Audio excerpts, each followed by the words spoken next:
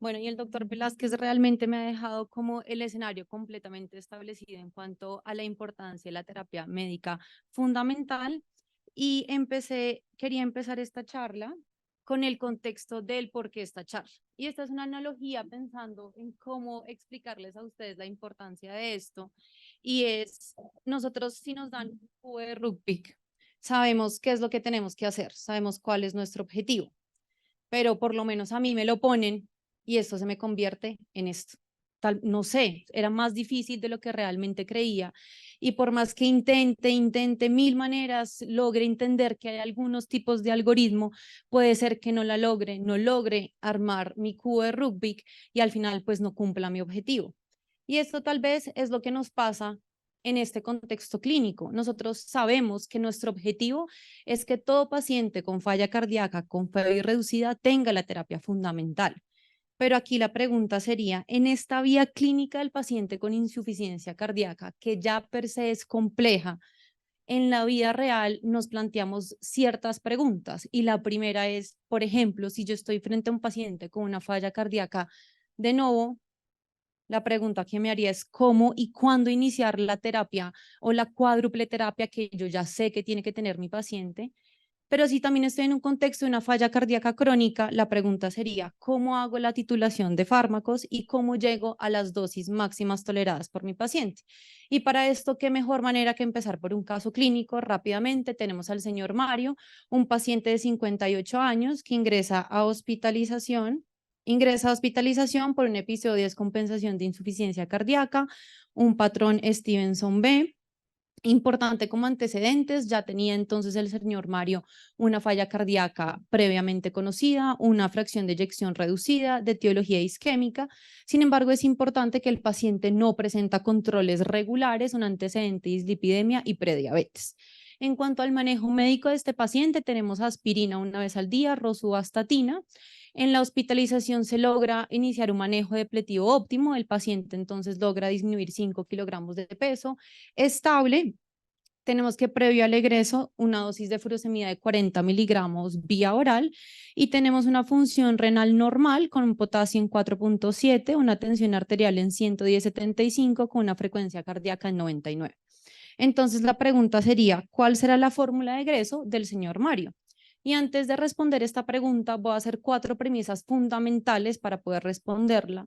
La primera es que la magnitud del beneficio de cada una de las terapias fundacionales es independientemente a la otra. Y eso ya lo vemos en diferentes estudios clínicos, en donde, por ejemplo, vemos que los antagonistas del receptor del alminerocorticoide no influyen en la eficacia de los ARNIs y a su vez los ARNIs tampoco influyen en la eficacia, por ejemplo, de los inhibidores de ICGLT2. La segunda premisa sería que el beneficio de las terapias fundamentales se obtienen en los primeros 30 días en los ensayos clínicos, en donde en la gran mayoría tienen dosis iniciales de estos medicamentos. La tercera premisa sería que la adición de un medicamento modificador de la enfermedad brinda mayor beneficio que la titulación a dosis máximas de solo uno de ellos y por supuesto siempre en un contexto de seguridad del paciente que va a estar determinada por el grado de congestión, los signos vitales, especialmente tensión arterial, la función renal y el potasio. Entonces cambiaría un poco bajo estas premisas el objetivo inicial. El objetivo de nosotros como clínicos que manejamos pacientes con insuficiencia cardíaca deberá ser iniciar un manejo médico óptimo en el menor tiempo posible, siempre que sea seguro con el fin de reducir mortalidad y morbilidad de mi paciente. Y entonces, ¿qué estrategia voy a utilizar para lograr este objetivo? Es un estudio muy interesante publicado en el 2022, en donde se comparó una secuencia, un inicio de estos medicamentos de manera secuencial, es decir, que iniciamos los medicamentos de acuerdo a la publicación de los estudios y a su vez empezaba la titulación o empezaba el segundo medicamento una vez tuviera unas dosis máximas toleradas del primero en comparación a una terapia escalonada de titulación, la cual no necesariamente, digamos, puede tener diferente orden en cuanto al inicio de la terapia. Por ejemplo, aquí vemos como la secuencia 2 incluía el primer medicamento, un inhibidor de ICGLT2 y CGLT2, y no solamente la terapia la terapia escalonada, sino el tiempo. Acá también comparaban un protocolo de titulación rápido versus lo que nosotros teníamos hace algunos años, donde teníamos más de 3 meses para alcanzar incluso esas dosis máximas toleradas. Y como vemos acá en cuanto al desenlace, si nosotros utilizamos una terapia de titulación escalonada, que estaría aquí graficada por la secuencia 2, incluso la secuencia 3, vamos a reducir 47 hospitalizaciones y muertes por causa cardiovascular y 13, perdón, aproximadamente 14 muertes por cualquier causa en caso o en caso que escojamos una terapia de titulación escalonada. Y basándose en esto, en las premisas que les mencioné anteriormente y por supuesto en la experiencia clínica, ya las diferentes instituciones nos recomiendan iniciar las 4 terapias de manera simultánea y no solo, digamos, instituciones americanas, ya la Sociedad Colombiana de Cardiología desde el año 2021 nos recomienda iniciar las 4 terapias de manera simultánea. Y no solo empezarlas de manera simultánea, vemos aquí también, como nos comentaba el doctor Velázquez, iniciarlo desde la hospitalización.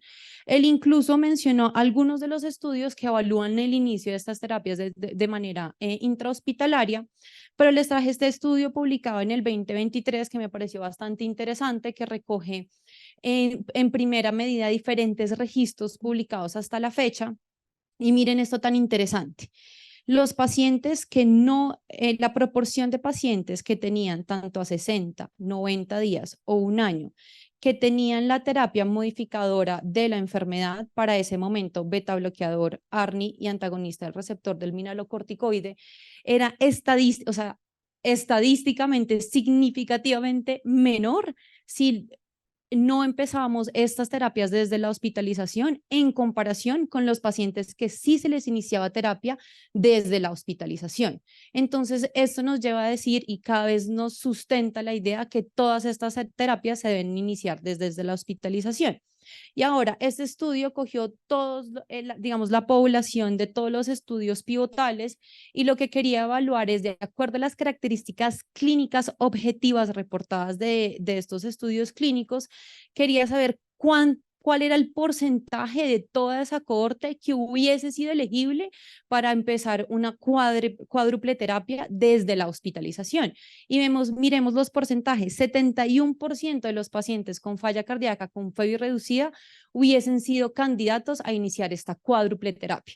Es decir, imagínense el beneficio que hubieran tenido estos pacientes. Y por todo esto es que las guías de práctica clínica ya nos dan con una evidencia 1B el hecho de empezar el manejo médico óptimo desde la hospitalización, y no contentos con eso, solamente hacen énfasis en inicio de terapia desde la hospitalización y nos dicen: si usted por alguna razón durante la hospitalización tuvo que suspender algún medicamento, siempre antes del egreso evalúe el reinicio para que el paciente esté con la cuádruple terapia. Ahora entonces la discusión sería cuáles son los pacientes elegibles, y para poder saber o mirar cuál es la elegibilidad de estos pacientes existe una aproximación por fenotipos. Unos fenotipos que van a estar determinados, por supuesto, por tensión arterial, frecuencia cardíaca, comorbilidades, importante disfunción renal. En la gran mayoría de nuestros pacientes vamos a poder empezar la terapia fundamental desde el inicio de la hospitalización. Sin embargo, de acuerdo a los diferentes fenotipos, vamos a poder optimizar y titular ya en un contexto más crónico las terapias. Pero voy a hacer énfasis entonces en el contexto intrahospitalario, lo que para mí es, digamos, como la principal barrera para el inicio de la cuádruple terapia en la hospitalización, y es la falla renal. Sin embargo, como vemos acá, incluso miren la gráfica, como a partir de una tasa de filtración por arriba de 30, yo podría empezar la cuádruple terapia en mis pacientes, que realmente son la gran mayoría. Por supuesto, tendremos unos por debajo de 30 que tendrán unas consideraciones especiales, pero en la gran mayoría de mis pacientes yo podré iniciar esta cuádruple terapia. Hay una cosa importante que mencionar, y es que nosotros debemos tener en cuenta que cuando yo inicio estas terapias voy a tener un descenso esperable de la tasa de filtración glomerular, aproximadamente en un 20%, y es entonces también lo que nosotros hablamos, que apenas yo inicie la terapia fundamental va a tener un descenso transitorio de la creatinina o de la tasa de filtración, perdón, que va específicamente para el sacubitril valsartán y para los inhibidores de CGLT2, voy a tener un descenso transitorio de la tasa de filtración. Sin embargo, la curva o la pendiente de deterioro de función renal va a disminuir, lo que voy a conferir un beneficio extra para mi paciente. Entonces, es algo que debemos esperar, no olvidándonos también del beneficio adicional que le estamos dando a nuestros pacientes. Y es por eso que diferentes protocolos también cogen como punto de partida para iniciar el tratamiento inicial de estos pacientes la tasa de filtración. Volviendo a nuestro paciente Mario, entonces iniciamos manejo médico óptimo con la cuádruple terapia, adicionalmente furosemida una dosis al día. Y nuestro trabajo realmente no para acá. Nuestro trabajo se tiene que encaminar en aumentar las dosis de los medicamentos hasta las dosis máximas toleradas, buscando siempre las dosis objetivo. Obviamente, en el contexto de la tolerancia al paciente, y las guías nos recomiendan utilizar algoritmos de titulación guiados ya sea por diferentes agentes de salud, sea cardiólogos, médicos internistas, incluso programas de médico general y enfermería como lo tenemos en nuestra institución. La guía lo recomienda como 1A para estos grupos multidisciplinarios en el proceso de titulación. Pero lo más importante es que ya en un contexto crónico, fijémonos acá en la fase crónica, la intensificación del tratamiento es fundamental. Por supuesto, como ya lo veíamos en un protocolo de intervención rápida. El estudio STRONG-HF lo mencionó también el doctor Velázquez en su charla, pero vamos a analizarlo con detenimiento. Entonces, el estudio STRONG-HF es un estudio aleatorizado, abierto, multicéntrico, que incluía pacientes entre 18 y 85 años. El criterio de inclusión era que estuvieran hospitalizados y no tuvieran dosis óptimas de terapia fundacional. El criterio de inclusión, entonces, que tuviera una tensión arterial superior a 100 milímetros de mercurio, una frecuencia cardíaca por arriba de 60, con unos valores de potasio por debajo de 5.000 equivalentes. Importante en cuanto al diagnóstico de inclusión, teníamos los criterios de inclusión, teníamos un punto de corte de NT-proBNP, y el desenlace primario estaba dado por readmisiones por falla cardíaca y mortalidad a 180 días. Quiero que analicemos un poco el protocolo del estudio y vemos cómo, si los pacientes eran elegibles, antes de del egreso, perdón, incluso 1 a 2 días antes se aleatorizaban los pacientes a un cuidado intensivo versus un cuidado usual. Posteriormente, antes del egreso, los pacientes del brazo de cuidado intensivo eran titulados las dosis de los medicamentos hasta por lo menos la mitad de la dosis. Posteriormente del egreso, cada paciente tenía una visita semanal y vemos cómo por protocolo a la visita 4, es decir, 2 semanas después de la aleatorización, los pacientes ya tenían dosis objetivo por ensayos clínicos. Importante mencionar si en algún punto algún paciente en esta visita no era candidato a titulación, por el protocolo, estos pacientes eran llevados a un control a la semana después de no tener, digamos, de no poderse hacerse la titulación para poder reevaluar nuevamente la titulación del medicamento. Estos eran los criterios clínicos que se utilizaban por protocolo para titular o no los medicamentos, especialmente ARNI y antagonistas del receptor del alminelocorticoide, y estos eran los parámetros con los cuales no se podía titular beta bloqueador, pero más allá de eso, quiero que se fijen digamos, en el porcentaje de los pacientes que alcanzan dosis óptimas, incluso a 90, 180 días, en el brazo digamos, más intensivo comparado con el brazo usual, que es el que está ejemplificado con las barras en azul. Miren la diferencia tan sustancial en los 3 grupos de medicamentos para el grupo intensivo. Y por supuesto, como era de esperarse, vemos en cuanto a los signos vitales, menor tensión arterial sistólica, menor tensión arterial diastólica, pero lo más importante a mencionar es que en cuanto a los signos y síntomas de falla cardíaca, el grupo de alta intensidad o de manejo intensivo tenía menor edema de miembros inferiores, menor presión venosa yugular, mejor clase funcional, y en cuanto al desenlace primario combinado, vemos con una diferencia estadísticamente significativa que favorece ese grupo de alta intensidad. Y específicamente para los desenlaces subrogados, hospitalizaciones por falla cardíaca a 180 días.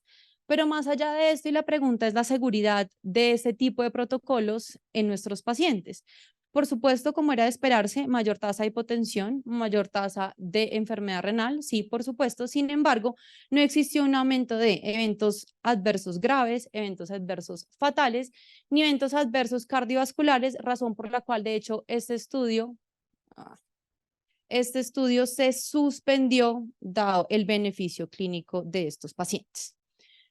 Ahora, volviendo a nuestro paciente Mario, lo vimos en control posalta temprana, por supuesto, como hace parte de la clínica de falla cardíaca, llega con biomedidas, tenemos tensión arterial en casa, peso. Este es entonces los signos vitales en el consultorio para resaltar una frecuencia cardíaca en 90 latidos por minuto, unos paraclínicos dentro de rango aparentemente de seguridad y recordemos que este era el manejo de nuestro paciente Mario. Y entonces, ¿qué vamos a hacer ahí? ¿Lo dejamos igual? ¿No lo dejamos igual? Y antes de responder esta pregunta, entonces es importante mencionar cuáles son las barreras de la titulación más importantes que vamos a encontrar en nuestros pacientes, que van a ser realmente común y transversales a toda la terapia fundamental. La primera es lesión renal aguda. Y lo primero que tenemos que hacer es diferenciar si lo que se trata es de esa lesión renal transitoria cuando yo inicio los medicamentos. Siempre en todos los pacientes evitar nefrotóxicos y el punto es que si hay o existe una lesión renal aguda, ya sea por una noxa secundaria, infección, etcétera, siempre, como les mencionaba anteriormente, debemos reinstaurar la terapia una vez la función renal vuelva a su estado basal. Y por supuesto, siempre reduciendo la dosis de diuréticos cuando sea posible para favorecer entonces el reinicio o la optimización de la terapia fundamental. En cuanto a la hipotensión, recordemos y por eso hago en mayúscula, es hipotensión sintomática y el ajuste se va a dar de acuerdo a los síntomas, siempre teniendo presente que yo debo reducir o disminuir al máximo aquellos medicamentos que no me van a influir en cuanto a morbilidad, mortalidad del paciente y los puedo eliminar, tales como vasodilatadores, por ejemplo, calcio antagonistas, minimizar siempre las dosis de diurético y por supuesto evaluar si en algún punto podemos cambiar de estrategia farmacológica, por ejemplo, en el caso de beta bloqueadores por unos que sean menos vasodilatadores. Y por supuesto, el potasio se tenía que llevar una slide única para el potasio porque tanto la hipocalemia como la hipercalemia en los pacientes con insuficiencia cardíaca están asociadas a desenlaces adversos. Y siempre tengo que estar pendiente de esta balanza, de acuerdo a si el paciente toma suplementos, si está bajito, entonces le puedo subir más el antagonista del receptor mineralocorticoide. Es realmente todo un arte en intentar manejar esta balanza. Y les quiero acá resaltar los medicamentos homeopáticos y los suplementos que en muchos de los casos en consulta a veces no interrogamos y esa es la causa, por ejemplo, de tener una hipercalemia en nuestros pacientes y pues siempre tenemos que considerarlo para no suspender la terapia fundamental. Ahora, hoy por hoy tenemos diferentes medicamentos, específicamente los quelantes de potasio, que nos pueden servir como una herramienta para no suspender la terapia fundamental en caso de hipercalemia. Existen, las tenemos disponible en Colombia, tenemos el ciclosilicato de sodio y circonio, el cual la desventaja principal es el costo, aproximadamente una semana de tratamiento costaría un poco más de 1 millón de pesos, lo cual pues es bastante para nuestro paciente y desafortunadamente el patiromer no lo tenemos en nuestro país. Pero entonces, ¿qué hacemos? No nos olvidemos que tenemos estrategias mucho económicas, están en todos los dispositivos digitales que podemos utilizar para controlar los niveles de potasio en nuestros pacientes. Es una aplicación Pucono, la cual uno ingresa el alimento y le dice si es alto o no en potasio y es realmente muy fácil de utilizar para nuestros pacientes. No olvidemos entonces que la principal barrera o el principal método para destruir estas barreras es la educación de los pacientes. La educación porque ellos tienen que saber cuál es el objetivo de tratamiento, ellos tienen que saber por qué quiero yo aumentar las dosis, ellos tienen que saber cuáles son los posibles efectos adversos que deben tener. Ellos deben ser educados con respecto a evitar cualquier tipo de nefrotóxicos y por supuesto deben ser educados con respecto a las medidas de autocuidado que me permitan documentar de manera muy temprana cuál proceso de descompensación o algún efecto secundario que se pueda dar por estos medicamentos. Y no olvidar explicarle al paciente que eso es un proceso dinámico. Esto puede cambiar a lo largo, digamos, de todo ese curso clínico del paciente y es nuestra responsabilidad también estar revalorándonos todo el tiempo la terapia modificadora de la enfermedad. Existen diferentes algoritmos que nos hablan ya puntualmente de cada medicamento, qué hacer en caso de encontrar como efectos secundarios. Solo voy a enfatizar ciertas cosas de cada uno de los medicamentos. En cuanto al ARNI, importante tener clara la dosis de inicio de Entresto. Es 100 miligramos 2 veces al día y solamente se puede utilizar 50 en caso de estar frente a un adulto mayor, una tensión arterial sistólica muy limítrofe. De lo contrario, deberíamos empezar la titulación con una dosis de 100 miligramos 2 veces al día, nada de media tableta una vez al día, nada de una tableta una vez al día. Ya hablamos un poco de los efectos secundarios que podemos tener y cómo vigilar o cómo contrarrestar esos efectos secundarios. Y no olvidar que en este proceso, en ese protocolo de titulación rápida, debemos valorar al paciente de 1 a 2 semanas. En cuanto a los antagonistas del receptor del mineralocorticoide, entonces voy a enfatizar el punto de corte con el cual yo sí decido suspender el antagonista del receptor del mineralocorticoide, es solamente un potasio por arriba de 6. Si ya también he eliminado previamente cosas adicionales que me pueden elevar el potasio, importante mencionar si en caso de la espironolactona, si el paciente me refiere ginecomastia, que es el que más conocemos, sin embargo, si me refiere disminución del líbido, mal control metabólico, alteraciones del ciclo menstrual, yo debería cambiar por otra opción como eplerenona. Y pues obviamente, como nos mencionó ayer el doctor Alfredo, la firenenona también viene también a revolucionar con un poco de perfil el beneficio principal para nosotros en esta charla es el perfil de seguridad en este caso, ya que se asocia con menos tasa de hipercalemia dada su selectividad en cuanto a los receptores. Importante mencionar de los receptores de mineralocorticoide, que eso siempre se debe dejar documentado en la historia clínica cuando tenemos una hipercalemia secundaria al uso de estos medicamentos, porque tener una hipercalemia con estos medicamentos predice el hecho de volver a recurrir pronóstico en estos pacientes. Con los inhibidores de ICGLT2, aquí lo más importante es la prevención de eventos adversos, ya sea deshidratación, hipotensión, que eso también la guía nos lo recomienda, por ejemplo, cuando debemos suspender el medicamento antes de un procedimiento quirúrgico. Y ya con los beta bloqueadores, entonces siempre empezar a dosis mínimas y de acuerdo, digamos, si tiene signos de alarma, pues reconsiderar disminuir las dosis. Ya para terminar, volviendo a nuestro paciente, recordemos que la meta de falla cardíaca en nuestro paciente tiene que ser por debajo de 70 latidos por minuto, en el cual, en este caso, sería muy buena opción empezar ivabradina en nuestro paciente. Recordemos que la ivabradina es una excelente opción, especialmente en la fase vulnerable de la enfermedad después de una hospitalización. Recordemos que la dosis inicial es de 5 miligramos 2 veces al día y si estamos frente a un adulto mayor, más de 75 años, podemos empezar 2.5 miligramos 2 veces al día. No olvidar el diurético, tal como dices, régimen flexible diurético, cuando el paciente lo necesite, deberíamos optimizarlo, cuando no, siempre intentar suprimirlo para aumentar la tolerancia a los demás medicamentos. Por supuesto, también tendrán unos parámetros de seguridad. En términos de tiempo, ya para terminar, entonces ese es un caso real de cómo se optimizó el manejo médico del paciente.